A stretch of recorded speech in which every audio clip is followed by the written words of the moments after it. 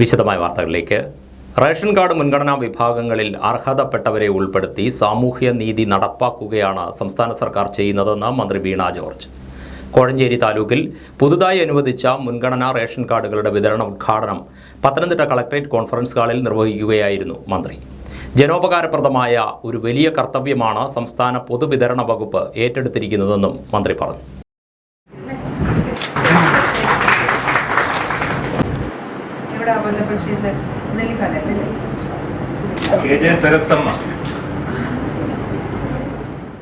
അനർഹരായവരെ ഈ പട്ടികയിൽ ഉൾപ്പെട്ടവരെ ഈ ലിസ്റ്റിൽ ഉൾപ്പെട്ടവരെ ഒഴിവാക്കിക്കൊണ്ടാണ് അർഹരായവർക്കുള്ള ഒരു വലിയ രീതിയിൽ അതിന് മുൻപ് സർക്കാരിന്റെ ആദ്യ വർഷമൊക്കെ അതിന്റെ വലിയ രീതിയിൽ പ്രവർത്തനങ്ങൾ നടന്നു. ധാരാളം പേരെ അങ്ങനെ ഉൾപ്പെടുത്തിയിട്ടുണ്ട്. ഇപ്പം സിവിൽ സപ്ലൈസ് ഡിപ്പാർട്ട്മെന്റിൽ ലഭിച്ച അപേക്ഷകളിൽ കോഴഞ്ചേരി താലൂക്കിലെ അപേക്ഷകളിൽ ഉള്ള തീരുമാനമാണ് 10 പേർക്ക് കാർഡ്, ബാക്കി 80 പേർക്കും കാർഡ് കിട്ടും. പക്ഷെ സാങ്കേതികമായി 5/2/2023 സൈറ്റിലൊക്കെ ഓപ്പൺ ആവുന്നത്.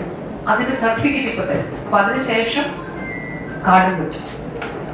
മുൻഗണന വിഭാഗത്തിൽ ഉൾപ്പെടുത്തിക്കൊണ്ടുള്ള കാർഡും കിട്ടും. ഏതാനും ഒരു ദിവസങ്ങൾ മാത്രമല്ല, ഇപ്പൊ 24 ജില്ലാ കളക്ടറേയും അതുപോലെ ഡിപ്പാർട്ട്മെന്റിലെ ഉദ്യോഗസ്ഥരെയും പ്രത്യേകം അഭിനന്ദിക്കുന്നു. നവകേരള സദസ്സിൽ എന്ത് ലഭിച്ചു എന്ന് പലയിടങ്ങളിലും വിമർശനാത്മകമായിട്ടുള്ള ചോദ്യങ്ങൾ ഉയരുമ്പോൾ തീർച്ചയായിട്ടും സാധാരണക്കാരായ ജനങ്ങൾക്ക് വേണ്ടിയിട്ടുള്ള ഒരു ഇടപെടൽ ഇതിന്റെ ഭാഗമായി കൃത്യമായി ഉറപ്പാക്കാൻ കഴിയുക എന്നുള്ളത് വളരെ അഭിമാനകരമായിട്ടുള്ള ഒരു കാര്യമാണ്. കൃത്യമായ പരിശോധനകളിലൂടെയാണ് മുൻഗണനാ പട്ടിക തയ്യാറാക്കിയിട്ടുള്ളതെന്നും നവകേരള സദസ്സിലും ഓൺലൈനായും അപേക്ഷ സമർപ്പിച്ചവരെ ഈ പട്ടികയിൽ ഉൾപ്പെടുത്തിയിട്ടുണ്ടെന്നും മന്ത്രി വീണ ജോർജ് പറഞ്ഞു. ചടങ്ങിൽ താലൂക്കിലെ 10 കുടുംബങ്ങൾക്കാണ് കാർഡ് വിതരണം ചെയ്തത്. ഫെബ്രുവരി 5 ശേഷം 90 കുടുംബങ്ങൾക്ക് മുൻഗണനാ റേഷൻ കാർഡ് ഓൺലൈനായി ലഭിക്കുമെന്ന് ഉറപ്പാക്കുന്ന സർട്ടിഫിക്കറ്റും ചടങ്ങിൽ വിതരണം ചെയ്തു. അക്ഷയ സെന്റർ മുഖേനയോ സിറ്റിസൺ പോർട്ടൽ വഴിയോ ഫെബ്രുവരി 5 ശേഷം പ്രിന്റ് എടുത്ത് ഉപയോഗിക്കാവുന്നതാണ്. ഒക്ടോബർ 10 മുതൽ 30 വരെയുള്ള തീയതികളിൽ ഓൺലൈനായി അപേക്ഷ സമർപ്പിച്ചവരെയും നവകേരള സദസ്സിൽ അപേക്ഷിച്ചവരെയുമാണ് പട്ടികയിൽ ചേർത്തിട്ടുള്ളത്. ജില്ലാ പഞ്ചായത്ത് പ്രസിഡന്റ് അഡ്വക്കേറ്റ് ഓമല്ലൂർ ശങ്കരൻ, ജില്ലാ collector A Shibu, Elanthoor block panchayat president J Indiradevi, ജില്ലാ supply officer M Anil, Kozhencherry taluk supply officer A Shaju, വകുപ്പ് തല ഉദ്യോഗസ്ഥർ, ഗുണഭോക്താക്കൾ തുടങ്ങിയവർ ചടങ്ങിൽ പങ്കെടുത്തു. ജനുവരി 25 ദേശീയ സമ്മതിദായക ദിനം. ആലപ്പുഴ ജില്ലാതല ദിനാചരണ പരിപാടികൾ ശ്രദ്ധേയമായി.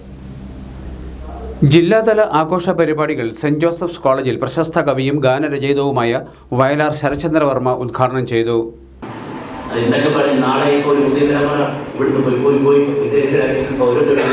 എന്റെ രാജ്യം അതാണ് എന്ന് പറയുന്ന സ്ഥിതിയിലേക്ക് വരുന്നൊരു കാലത്ത് നമ്മൾ ജീവിക്കുന്നു. പക്ഷെ അങ്ങനെ ആകുമ്പോൾ എനിക്കൊരു നാടുണ്ട് എന്നുള്ള ബോധം നമ്മൾ ഉണ്ടാകുക എന്നുള്ളത് പോയാൽ അത് വലിയൊരു കാര്യം തന്നെയാണ്. അതുണ്ടാവുക. ഞാൻ പണ്ട് എഴുതിയൊരു പാട്ട് പോലെ വോട്ട് ഒരു തെരഞ്ഞെടുപ്പ് അടുക്കുന്ന സമയത്ത് വിധേയുള്ള നോട്ട്. ഈ നോട്ട് ചുടും മനസ്സിൻ്റെ നിറമുള്ള ഭക്ഷ്യങ്ങൾ വിധിയിട്ട് ചെയ്യും. അപ്പോൾ തീർച്ചയായും അത് കൊടുക്കുമ്പോൾ സമാധാനം നമ്മൾ കൊടുക്കണം, അത് ദാനം ചെയ്യുകയാണ്. ആ ചെയ്യുമ്പോൾ തീർച്ചയായും മനസ്സ് ചൂട് പിടിപ്പിച്ച് വെറുതെ ലാഘവത്തോടെയല്ല, ഇതെൻ്റെയും എൻ്റെ കൂടെയുള്ളവരുടെയും ജീവിതത്തിൻ്റെ പ്രശ്നമാണ് എന്നുള്ള ബോധം, അതിൽ എനിക്ക് ഒരു പങ്കുണ്ട് ആ വിധി നാളിനെ നിർണ്ണയിക്കാൻ എന്നുള്ള ഉറച്ച പൗരൻ്റെ വിശ്വാസത്തോടു കൂടി തന്നെ വേണം ഈ വോട്ട് നമ്മൾ ചെയ്യാൻ. അത് കൃത്യമായി നിർവഹിക്കണം. ഈ പറഞ്ഞ പോലെ ജില്ലാ ഇലക്ഷൻ ഓഫീസറായ കളക്ടർ ജോൺ വി സാമുവേൽ സമ്മതിദായക പ്രതിജ്ഞ ചൊല്ലിക്കൊടുത്തു. ക്വിസ് മത്സര വിജയികൾക്കുള്ള പുരസ്കാരങ്ങളും കളക്ടർ വിതരണം ചെയ്തു.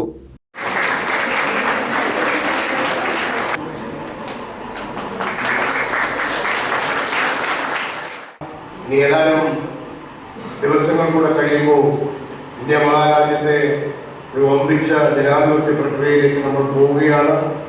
ഇതിനകത്ത് ഇലക്ഷൻ കാർഡ് ഉള്ളവർ കൃത്യമായും നിങ്ങൾ വോട്ട് ചെയ്യണം. നിങ്ങളുടെ വീട്ടുകാരെയും വോട്ട് ചെയ്യാൻ, കൂട്ടുകാരെയും സമൂഹത്തിനെ എല്ലാം വോട്ട് ചെയ്യാൻ നിങ്ങൾ പ്രേരിപ്പിക്കണം എന്ന് മാത്രം അഭ്യർത്ഥിച്ചുകൊണ്ട് ഞാൻ കൂടുതൽ നീട്ടുന്നില്ല. യോഗത്തിൽ സബ് കളക്ടർ സമീർ കൃഷ്ണൻ പുതിയ വോട്ടർമാർക്കുള്ള ഇലക്ഷൻ ID കാർഡ് വിതരണം ചെയ്തു. അഡീഷണൽ ജില്ലാ മജിസ്ട്രേറ്റ് എസ് സന്തോഷ് കുമാറിന്റെ അധ്യക്ഷതയിലായിരുന്നു പരിപാടികൾ. Deputy collector B Kavitha, saint Joseph's college associate professor doctor VS Suleena, cinema നടനും സംവിധായകനുമായ സാജിദ് യഹിയ, ഏഷ്യൻ മാസ്റ്റേഴ്സ് ചാമ്പ്യൻഷിപ്പിൽ ട്രിപ്പിൾ ജമ്പിൽ സ്വർണവും ലോങ് ജമ്പിൽ വെങ്കല മെഡലും നേടിയ ഷീജ മനോഷ്, ദേശീയ സ്കൂൾ മീറ്റിൽ കേരളത്തിന്റെ പ്രതിനിധിയായി പങ്കെടുത്ത ആർ ശ്രീലക്ഷ്മി, ഫുട്സാൽ ലോക ചാമ്പ്യൻഷിപ്പിലേക്കുള്ള ഇന്ത്യൻ ടീമിൽ കേരളത്തിന്റെ പ്രതിനിധിയായി പങ്കെടുത്ത ആൻസൺ ബെന്നിച്ചൻ തുടങ്ങിയവർ പങ്കെടുത്തു. ആലപ്പുഴ കടപ്പുറം വനിതാ ശിശു ആശുപത്രിയിൽ ലാപ്രോസ്കോപ്പിക് ശസ്ത്രക്രിയയെ തുടർന്ന് യുവതി മരിച്ച സംഭവത്തിൽ ജില്ലാ ലീഗൽ സർവീസസ് അതോറിറ്റി അന്വേഷണം ആരംഭിച്ചു. പഴവീട് ശരത് ഭവനിൽ ആശാ ശരത് മരണമടഞ്ഞ സംഭവത്തിലാണ് അന്വേഷണം. അന്വേഷണത്തിന്റെ ഭാഗമായി legal services authority sub judge Pramod മുരളിയുടെ നിർദ്ദേശപ്രകാരം ജില്ലാ programme coordinator B Bindubhai Asha ശരത്തിന്റെ വീട്ടിലെത്തി ഭർത്താവ് ശരത്, മറ്റു ബന്ധുക്കൾ എന്നിവരിൽ നിന്ന് വിവരങ്ങൾ തേടി. ഞാൻ ബഹളം വയ്ക്കുക, അങ്ങോട്ട് കൊണ്ടുപോക്കോളാം. നമ്മൾ പറയുന്ന ചേച്ചി മനസ്സിലാക്കണം, ചേച്ചിക്ക് പറഞ്ഞാൽ മനസ്സിലാകത്തില്ലേ? നിങ്ങൾ ഈ പറയുന്നതല്ലല്ലോ, ഇനി ഞാൻ കൊണ്ടുവന്ന എൻ്റെ കുഞ്ഞായി കിടക്കുന്നത് നിങ്ങൾ എന്നോട് കൂടി ഇവർ പറയുന്നത് നിങ്ങൾ കേൾക്ക്, എങ്ങോട്ടെങ്കിലും കുഞ്ഞിനെ കൊണ്ടുപോകാൻ നോക്കല്ലേ? അല്ല, ഫ്രണ്ടിൽ കയറി ഈ ഡോക്ടറെ നമ്മൾ കുറച്ച് ദിവസം കൊണ്ട് കാണുന്ന ടെസ്റ്റ് കാര്യങ്ങളൊന്നും വേണ്ട. ടെസ്റ്റൊക്കെ അവൾ തലേ ദിവസം എടുത്തു. മൂലം തന്നെ ഉണ്ടായ ഒരു മരണമാണ്. മാത്രമാണ് ആലപ്പുഴ കടപ്പുറം വനിതാ ശിശു ആശുപത്രിയിൽ ശസ്ത്രക്രിയക്കിടെ നടന്ന പിഴവാണ് മരണകാരണമെന്ന് ബന്ധുക്കൾ ആരോപിച്ചിരുന്നു. പോലീസ് അന്വേഷണവും കാര്യക്ഷമമല്ലെന്ന് ബന്ധുക്കൾക്ക് പരാതിയുണ്ട്. യഥാർത്ഥ മരണകാരണം കണ്ടുപിടിക്കാൻ സമഗ്ര അന്വേഷണം വേണമെന്ന് ബന്ധുക്കൾ ആവശ്യപ്പെട്ടു. അന്വേഷണ ഉദ്യോഗസ്ഥരാരും ഇതുവരെ തങ്ങളുടെ വീട്ടിലെത്തി വിവരങ്ങൾ തേടിയിട്ടില്ലെന്നും ആശാ ശരത്തിന്റെ ബന്ധുക്കൾ പറഞ്ഞു. ഡോക്ടർമാരുടെ ഭാഗത്തു നിന്നുണ്ടായ ഗുരുതര പിഴവ് സംബന്ധിച്ച് പോലീസിൽ തുടർ പരാതികൾ നൽകുമെന്നും അവർ അറിയിച്ചു. നിയമപരമായ എല്ലാ സേവനവും കുടുംബത്തിന് ഉറപ്പാക്കുമെന്ന് ജില്ലാ ലീഗൽ സർവീസസ് അതോറിറ്റി വ്യക്തമാക്കി. ആലപ്പുഴ കടപ്പുറം വനിതാ ശിശു ആശുപത്രിയിൽ കഴിഞ്ഞ വെള്ളിയാഴ്ച നടത്തിയ ലാപ്രോസ്കോപ്പിക് ശസ്ത്രക്രിയയ്ക്കിടെയാണ് യുവതി ഗുരുതരാവസ്ഥയിലായത്. തുടർന്ന് ആലപ്പുഴ മെഡിക്കൽ കോളേജ് ആശുപത്രിയിൽ വെന്റിലേറ്ററിൽ പ്രവേശിപ്പിച്ചെങ്കിലും ശനിയാഴ്ച വൈകിട്ട് മരണം സംഭവിച്ചു. ശസ്ത്രക്രിയയ്ക്കിടെയും പിന്നീട് ആലപ്പുഴ മെഡിക്കൽ കോളേജ് ആശുപത്രിയിൽ വെച്ചും യുവതിക്ക് ഹൃദയാഘാതമുണ്ടായി എന്നും ഇതാണ് മരണകാരണമെന്നുമാണ് ഡോക്ടർമാർ നൽകിയിരുന്ന വിശദീകരണം. ആലപ്പുഴ ജില്ലാ വനിതാ ശിശു വികസന വകുപ്പിന്റെയും കേന്ദ്രാവിഷ്കൃത പദ്ധതി ബേട്ടി ബച്ചാവോ ബേട്ടി പഠാവോയുടെയും ഭാഗമായി ദേശീയ ബാലികാ ദിനം ആചരിച്ചു. ജില്ലാ പഞ്ചായത്ത് വികസനകാര്യ സ്റ്റാൻഡിംഗ് കമ്മിറ്റി അധ്യക്ഷ ബിനു ഐസകരാജു പരിപാടി ഉദ്ഘാടനം ചെയ്തു. ബാലികാ ദിനത്തിന്റെ ഭാഗമായി സംഘടിപ്പിച്ച ചടങ്ങിൽ സത്യസന്ധത, കാര്യക്ഷമത എന്നിവയ്ക്കുള്ള അവാർഡ് നേടിയ ഫരീദ ഫിറോസിനെയും ഫാദിയ ഫിറോസിനെയും ആദരിച്ചു.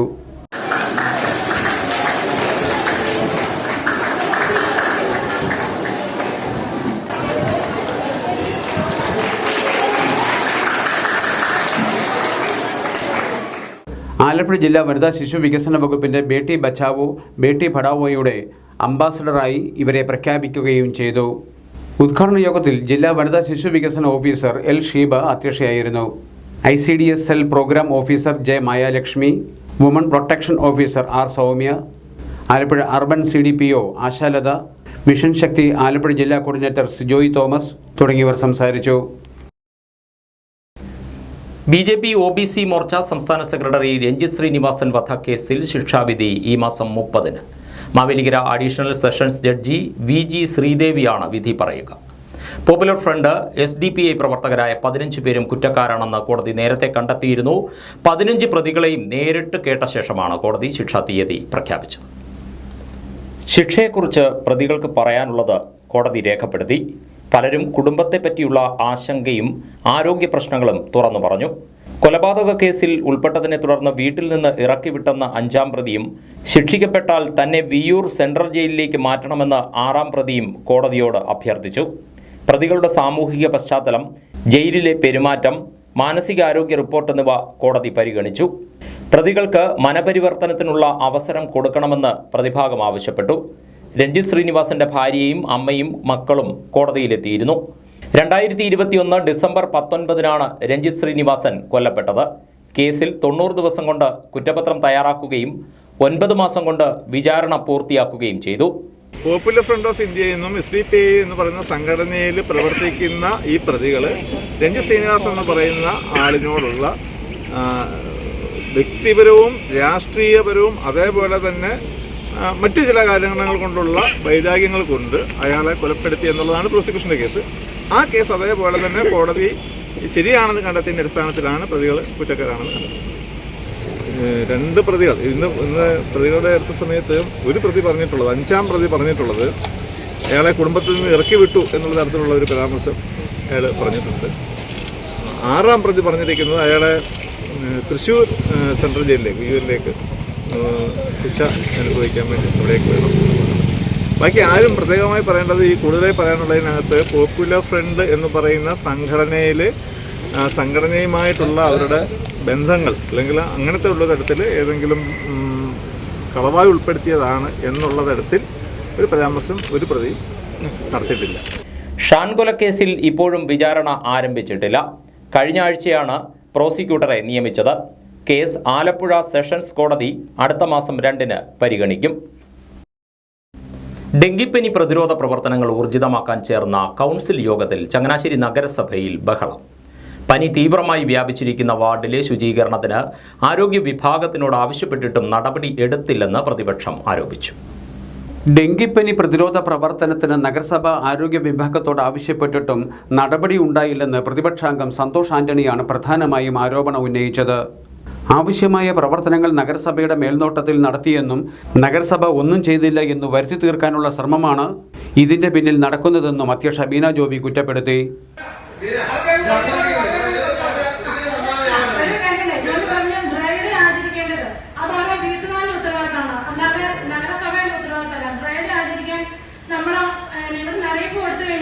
അതിന് വീട്ടുകാരാണ് ആ വീട്ടിലെ ചിരട്ട കമത്തേണ്ടതും അവിടെയുള്ള കമത്തേണ്ടത്, അല്ല നഗരസഭയും എല്ലാം ചെയ്യേണ്ടത്. പക്ഷെ നഗരസഭയും ജനറൽ ഹോസ്പിറ്റലും ഇടപെട്ടുകൊണ്ട് തന്നെ ആശാ വർക്കർമാരെ കൊണ്ടും അതോടൊപ്പം തന്നെ അവിടുത്തെ എച്ച്ഐമാര് എല്ലാം ഉൾപ്പെടെ എല്ലാ വീടുകളിലും കയറി ഇറങ്ങി ബോധവൽക്കരണം നടത്തുകയും ഫ്ലോറിനേഷൻ നടത്തുകയും ചെയ്തിട്ടുണ്ട്. ഇങ്ങനെ ചെയ്ത കാര്യങ്ങളെ നിഷ്പക്ഷമായി കണ്ണടച്ചുകൊണ്ട് ഇതൊന്നും ചെയ്തിട്ടില്ല എന്ന രീതിയിൽ ഇവിടെ ഒരു പ്രകടനം നടത്തുകയും ചിരട്ട കമത്തുന്നത് നഗരസഭയുടെ ഉത്തരവാദിത്തമാണ് എന്ന് പറയുന്നത് അതൊക്കെ ഒരു തെറ്റായ പ്രവണത തന്നെയാണ്. അതുകൊണ്ട് മാനുള്ള ആളുകളെ നമ്മൾ തന്നെ ബോധവൽക്കരണം കൊടുക്കുക, ചിരട്ട കമത്തി വെക്കേണ്ടത്. എന്നാൽ പ്രതിരോധ പ്രവർത്തനങ്ങൾക്ക് ഓരോ വീട്ടുകാരും മുൻകൈ എടുക്കണമെന്നും ബീന ജോബി കർശന നിർദ്ദേശം നൽകി. ഫോഗിംഗ് മെഷീൻ തകരാറിലായത് സംബന്ധിച്ച് അംഗങ്ങൾ തമ്മിൽ നഗരസഭയിൽ കൊമ്പുകോർത്തു. കഴിഞ്ഞ ഭരണസമിതി കാലത്ത് വാങ്ങിയ ഫോഗിംഗ് മെഷീന്റെ ഉത്തരവാദിത്വം ഈ ഭരണസമിതിയുടെ തലയിൽ കെട്ടിവയ്ക്കാനുള്ള ശ്രമമാണ് നടക്കുന്നതെന്ന് വൈസ് ചെയർമാൻ മാത്യൂസ് ജോർജ് ആരോപിച്ചു. അതേസമയം ഫോഗിംഗ് മെഷീൻ വാങ്ങിയതുമായി ബന്ധപ്പെട്ട് നഗരസഭാ അധ്യക്ഷ ബീന ജോബി അന്വേഷണം പ്രഖ്യാപിച്ചു. ഇപ്പോഴത്തെ ഭരണ നേതൃത്വത്തിന്റെ വീഴ്ച മറച്ചുവയ്ക്കാനാണ് ശ്രമമെന്നും അന്വേഷണത്തെ സ്വാഗതം ചെയ്യുകയാണെന്നും പ്രതിപക്ഷാംഗം ജോമി ജോസഫ് പറഞ്ഞു. കഴിഞ്ഞ ദിവസം ചേർന്ന സ്റ്റിയറിംഗ് കമ്മിറ്റി തീരുമാനങ്ങളുടെ അംഗീകാരത്തിനായി കൂടിയ കൗൺസിൽ യോഗത്തിലാണ് വാക്കുതർക്കവും ബഹളവും ഉണ്ടായത്. 14-ാം പഞ്ചവത്സര പദ്ധതിയുമായി ബന്ധപ്പെട്ട് 2024-25 വാർഷിക പദ്ധതി രൂപീകരണത്തിന്റെ ഭാഗമായി കടപ്ര ഗ്രാമപഞ്ചായത്തിൽ വികസന സെമിനാർ നടത്തി. Mathew T Thomas MLA seminar ഉദ്ഘാടനം ചെയ്തു. എല്ലാവർക്കും നമസ്കാരം. നമ്മുടെ വികസന സെമിനാറിൽ ഗൗരവതരമായ ചർച്ചകളാണ് നടക്കുന്നത്. അധികാര വികേന്ദ്രീകരണം യഥാർത്ഥത്തിൽ പ്രാവർത്തികമാക്കിയ ഒരു സംസ്ഥാനമാണ് കേരളം. പദ്ധതി നടത്തിപ്പിൽ മാത്രമല്ല ആസൂത്രണത്തിലും ജനങ്ങളുടെ പങ്കാളിത്തം ഉണ്ടാകണം എന്നുള്ളത് കൊണ്ടാണ് ജനകീയ ആസൂത്രണത്തിന്റെ കാഴ്ചപ്പാടും വികസന സെമിനാറുകൾ രൂപപ്പെട്ടത്. യോഗത്തിൽ പഞ്ചായത്ത് പ്രസിഡന്റ് നിഷ അശോകൻ അധ്യക്ഷത വഹിച്ചു. ജില്ലാ പഞ്ചായത്ത് വൈസ് പ്രസിഡന്റ് മായ അനിൽകുമാർ കരട് പദ്ധതി രേഖ വികസനകാര്യ സ്റ്റാൻഡിംഗ് കമ്മിറ്റി ചെയർമാൻ റോബിൻ പരുമലയ്ക്ക് നൽകി പ്രകാശനം ചെയ്തു. Panchayat vice president Mercy Varghese, ആരോഗ്യ വിദ്യാഭ്യാസ standing committee chairperson P Rajeshwari, ഗ്രാമപഞ്ചായത്ത് അംഗങ്ങൾ, ആസൂത്രണ സമിതി ഉപാധ്യക്ഷൻ ശിവദാസ് യു പണിക്കർ, ആസൂത്രണ സമിതി അംഗം professor KV Surendranath, Kudumbashree chairperson Vatsala Gopalakrishnan, panchayat secretary S Sajitha തുടങ്ങിയവർ സംസാരിച്ചു. ചങ്ങനാശ്ശേരി ചീരഞ്ചിറ സർവീസ് സഹകരണ ബാങ്ക് തെരഞ്ഞെടുപ്പിൽ LDF നേതൃത്വം നൽകിയ സഹകരണ സംരക്ഷണ മുന്നണിക്ക് തിളക്കമാർന്ന വിജയം. പാനലിലെ മുഴുവൻ അംഗങ്ങളും വലിയ ഭൂരിപക്ഷത്തിൽ വിജയിച്ചു. സഹകരണ സംരക്ഷണ മുന്നണിയുടെ പുതിയ ഭരണസമിതി അംഗങ്ങളും പ്രവർത്തകന്മാരും നടത്തുന്ന ആഹ്ലാദ പ്രകടനമാണ് ഈ വാഹനത്തിന്റെ തൊട്ട് പിന്നാലെ കടന്നു വരുന്നത്.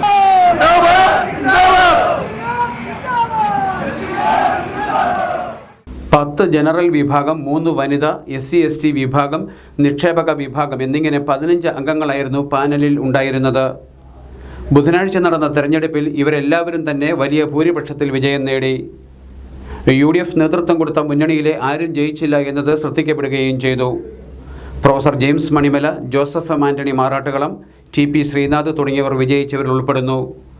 ആഹ്ലാദ പ്രകടനത്തിന് ശേഷം കുരിശുമുട്ടിൽ ചേർന്ന അനുമോദന യോഗം CPIM area secretary KC Joseph ഉദ്ഘാടനം ചെയ്തു. അത്യുജ്വലമായിട്ടുള്ള വിജയം ഇന്ന് നടന്ന തിരഞ്ഞെടുപ്പിൽ കൈവരിച്ചിരിക്കുകയാണ്. കഴിഞ്ഞ കാൽനൂറ്റാണ്ട് കാലമായി ഇടതുപക്ഷ ജനാധിപത്യത്തിൽ നയിക്കുന്ന സഹകരണ സംരക്ഷണങ്ങളിലൂടെയാണ് ചിറൂർ സർവീസ് ബാങ്കിന്റെ ഭരണം നിയന്ത്രിക്കുന്നത്. ചങ്ങനാശ്ശേരി താലൂക്കിലെ സഹകരണ സ്ഥാപനങ്ങളിൽ ധനകാര്യ സ്ഥാപനങ്ങളിൽ ഏറ്റവും മികച്ച സ്ഥാപനമായി ഈ സ്വകാര്യ സ്ഥാപനത്തിൽ ഉയർത്തുവാൻ ഇടതുപക്ഷ ജനാധിപത്യ മുന്നണിക്കും അതിൽ നയിച്ച സഹകരണ സംരക്ഷണ മുന്നണി കഴിഞ്ഞിട്ടുണ്ട്. AM Thampi, C Sanalkumar, Joseph Antony, മുൻ പ്രസിഡന്റ് അഡ്വക്കേറ്റ് ജോസഫ് ഫിലിപ്പ് എന്നിവർ സംസാരിച്ചു. ആക്ഷേപങ്ങൾക്കിടയില്ലാതെ ഈ ബാങ്കിനെ നയിച്ച സഹകരണ സംരക്ഷണ മുന്നണി സത്യസന്ധമായും സംശുദ്ധമായും സുതാര്യമായും കഴിഞ്ഞ ഒരു പതിറ്റാണ്ട് കാലം ചീരഞ്ചിറ സർവീസ് സഹകരണ ബാങ്കിനെ സ്വാർത്ഥകമായ രീതിയിൽ മുന്നോട്ട് നയിച്ച സഹകരണ സംരക്ഷണ മുന്നണിക്ക് ലഭിച്ച അംഗീകാരമാണ് ഈ തെരഞ്ഞെടുപ്പിൽ നിങ്ങൾ ജനങ്ങൾ നൽകിയ വിശ്വാസവും വോട്ടും. തലവടി ഗ്രാമപഞ്ചായത്ത് 2024-25 വാർഷിക പദ്ധതി രൂപീകരണത്തിന്റെ ഭാഗമായി വികസന സെമിനാർ സംഘടിപ്പിച്ചു. നീരേറ്റുപുറം ശ്രീ ചക്കുളത്തുകാവിലമ്മ മിനി ഓഡിറ്റോറിയത്തിൽ നടന്ന വികസന സെമിനാർ ഗ്രാമപഞ്ചായത്ത് പ്രസിഡന്റ് ഗായത്രി B നായർ ഉദ്ഘാടനം ചെയ്തു. സമ്മേളനത്തിൽ panchayat vice president Joji Abraham അധ്യക്ഷത വഹിച്ചു. ജില്ലാ പഞ്ചായത്ത് വികസനകാര്യ സ്ഥിരം സമിതി അധ്യക്ഷ ബിനു ഐസക് രാജു മുഖ്യപ്രഭാഷണം നടത്തി. ഗ്രാമപഞ്ചായത്ത് വികസനകാര്യ സ്ഥിരം സമിതി അധ്യക്ഷ കൊച്ചുമോൾ ഉത്തമൻ കരട് പദ്ധതി രേഖ അവതരിപ്പിച്ചു. സ്ഥിരം സമിതി അധ്യക്ഷരായ സുജിമോൾ സന്തോഷ്, ജോജി ജെ വൈലപ്പള്ളി, ബ്ലോക്ക് പഞ്ചായത്ത് അംഗം ആനി ഈപ്പൻ, ഗ്രാമപഞ്ചായത്ത് അംഗങ്ങൾ, secretary G Vinod Kumar, CDS chairperson Usha Vikraman, ആസൂത്രണ സമിതി ഉപാധ്യക്ഷ ലാലി അലക്സ് തുടങ്ങിയവർ സംസാരിച്ചു. നിർവഹണ ഉദ്യോഗസ്ഥർ, ആസൂത്രണ സമിതി അംഗങ്ങൾ, അങ്കണവാടി, ആശ, ഹരിതകർമ്മ സേനാ പ്രവർത്തകർ എന്നിവർ പങ്കെടുത്തു. യൂത്ത് കോൺഗ്രസ് വിയപുരം മണ്ഡലം പ്രസിഡന്റായി ലിജോ കുര്യാക്കോസ് സ്ഥാനമേറ്റു. ഇതിന്റെ ഭാഗമായി ചേർന്ന സമ്മേളനം DCC vice president Saji Joseph ഉദ്ഘാടനം ചെയ്തു. സമാധാനപരമായി പ്രതിഷേധ സമരങ്ങൾ നടത്തുന്ന യൂത്ത് കോൺഗ്രസ് നേതാക്കളെയും പ്രവർത്തകരെയും മുഖ്യമന്ത്രി പിണറായി വിജയന്റെ നിർദ്ദേശപ്രകാരം പോലീസ് ക്രൂരമായി മർദ്ദിക്കുന്ന കാഴ്ചയാണ് കേരളത്തിൽ എവിടെയും കാണാൻ കഴിയുന്നതെന്ന് സജി ജോസഫ് ഉദ്ഘാടന പ്രസംഗത്തിൽ പറഞ്ഞു. ഇത് ജനാധിപത്യ ധ്വംസനമാണെന്നും അദ്ദേഹം വ്യക്തമാക്കി. യോഗത്തിൽ മുൻ മണ്ഡലം പ്രസിഡന്റ് പ്രജിത് പുത്തൻ വീട്ടിൽ അധ്യക്ഷനായിരുന്നു. യൂത്ത് കോൺഗ്രസ് ജില്ലാ വൈസ് പ്രസിഡന്റ് അനന്തനാരായണൻ, നിയോജക മണ്ഡലം പ്രസിഡന്റ് റോഫിൻ ജേക്കബ്, ജനറൽ സെക്രട്ടറിമാരായ ഷോബിൾ സജി, നിബിൻ K തോമസ്, കോൺഗ്രസ് മണ്ഡലം പ്രസിഡന്റ് KV ചാക്കോ തുടങ്ങിയവർ സംസാരിച്ചു. കൃഷിവകുപ്പിന്റെ നെൽകൃഷി വികസന പദ്ധതിയുടെ ഭാഗമായി ഡ്രോൺ ഉപയോഗിച്ചുള്ള വളപ്രയോഗത്തിന് മുട്ടാർ ഗ്രാമപഞ്ചായത്തിൽ തുടക്കമായി. മങ്കൊമ്പ് കീടനിരീക്ഷണ കേന്ദ്രത്തിന്റെ സഹകരണത്തോടെയാണ് പദ്ധതി നടപ്പാക്കുന്നത്.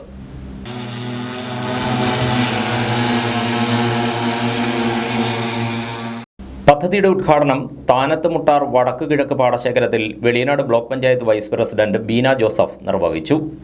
മണ്ണിലെ സൂക്ഷ്മമൂലകങ്ങളുടെ അപര്യാപ്തത പരിഹരിക്കുന്നതിനായി കേരള കാർഷിക സർവകലാശാല പുറത്തിറക്കിയ സമ്പൂർണ്ണ എന്ന സൂക്ഷ്മ മൂലക മിശ്രിതമാണ് ഡ്രോൺ ഉപയോഗിച്ച് പാടശേഖരങ്ങളിൽ തളിച്ചത്. ഇതുവഴി എല്ലാ നെൽച്ചെടികൾക്കും വളത്തിന്റെ ലഭ്യത കൃത്യമായി ഉറപ്പാക്കാൻ സാധിക്കുമെന്ന് Ramankary agricultural assistant director doctor Annie Mathew പറഞ്ഞു. മുട്ടാർ ഗ്രാമപഞ്ചായത്ത് president K Suramya, vice president Boban Jose, ward member Monichan Antony, കൃഷി ഓഫീസർ ലക്ഷ്മി എന്നിവർ പങ്കെടുത്തു. ഇബ്റ്റസ് സംഘടിപ്പിച്ചിരിക്കുന്ന ദേശീയ സാംസ്കാരിക സ്നേഹ സന്ദേശ ജാഥ ഈ മാസം 26, 27 തീയതികളിൽ ആലപ്പുഴ ജില്ലയിൽ പര്യടനം നടത്തും. 26 രാവിലെ കായംകുളം വള്ളികുന്നത്ത് തോപ്പിൽ ഭാസി സ്മൃതി മണ്ഡപത്തിൽ പുഷ്പാർച്ചനയോടെ പര്യടനം ആരംഭിക്കും.